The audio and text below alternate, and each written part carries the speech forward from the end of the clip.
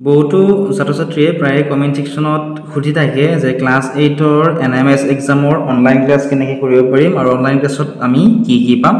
তো গোটেইখিনি তোমালোকক মই আজিৰ এই ভিডিঅ'ত বুজাই দিবলৈ চেষ্টা কৰিম। ভিডিঅ'টি তোমালোকে শেষলৈকে চাই থাকিবা। অনলাইন ক্লাছত জইন কৰিবৰ কাৰণে তোমালোকে ডেছক্ৰিপশ্যনত দিয়া লিংকত ক্লিক কৰি অথবা প্লে ষ্টৰত গৈ তোমালোকে চাৰ্চ কৰিবা ধ্ৰুৱ গোস্বামী এডুকেশ্যন এনেদৰে লিখি চাৰ্চ কৰি দিলে এই এপটো তোমালোকে পাবা। এই এপত তোমালোকে ডাউনলোড কৰি ৰেজিষ্টাৰ কৰি ল'বা আৰু ৰেজিষ্টাৰ কৰাৰ পিছত তোমালোকে অপেন কৰিব লাগিব। অপেন কৰাৰ পিছত এনেধৰণে তোমালোকৰ আহিব। ইয়াত তোমালোকে এক্সাম কেটেগৰী তোমালোকে সিলেক্ট কৰিব লাগিব। ঠিক আছে, যেহেতু তোমালোকে ক্লাছ 8ৰ NMS এক্সামৰ কাৰণে ক্লাছ কৰিব বিচৰা গতিকে ক্লাছ 8 গভৰ্ণমেণ্ট স্কুল তোমালোকে সিলেক্ট কৰি ল'ব লাগিব। তাৰ পিছত তোমালোকে কণ্টিনিউত ক্লিক কৰি দিব লাগিব। কণ্টিনিউত ক্লিক কৰাৰ পিছত ইয়াতে তোমালোকে 299 रुपीस পে কৰিব লাগিব। পে কৰাৰ পিছত প্ৰথমতে তোমালোকে NMS এক্সামৰ গোটেইখিনি ডিটেইলছ পাই যাবা।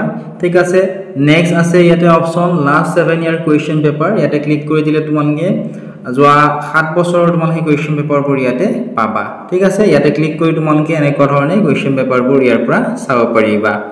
ঠিক আছে, আৰু ইয়াতে তোমালোকৰ অকল কুৱেশ্যন পেপাৰখনে নহয়, কুৱেশ্যন আনসাৰবোৰ ইয়াতে তোমালোকৰ বাবে দি থোৱা আছে। ইয়াৰ পৰা কুৱেশ্যন আনসাৰসমূহ তোমালোকে চাব পাৰিবা।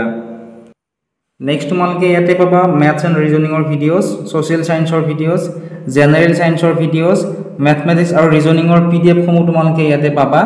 ঠিক আছে, আৰু তোমালোকে পাবা কুৱেশ্যন পেপাৰসমূহৰ সৈতে আনসাৰসমূহ।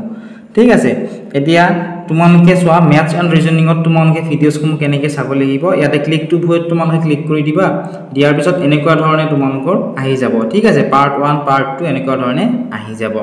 ইয়াতে যদি তোমালোকে ধৰা পাৰ্ট 1ত ক্লিক কৰি দিয়া, ইয়াতে বোৰ্ড PDFত যদি ক্লিক কৰা, চোৱা অপশ্যন আছে ইয়াতে বোৰ্ড PDF। বোৰ্ড PDFত ক্লিক কৰিলে তোমালোকে ইয়াৰে PDFটো ইয়াতে চাব পাৰিবা। ঠিক আছে, এনেকুৱা ধৰণে ইয়াতে PDFসমূহ ধুনীয়াকৈ আহি যাব। ইয়াতে PDFসমূহ চাব পাৰিবা।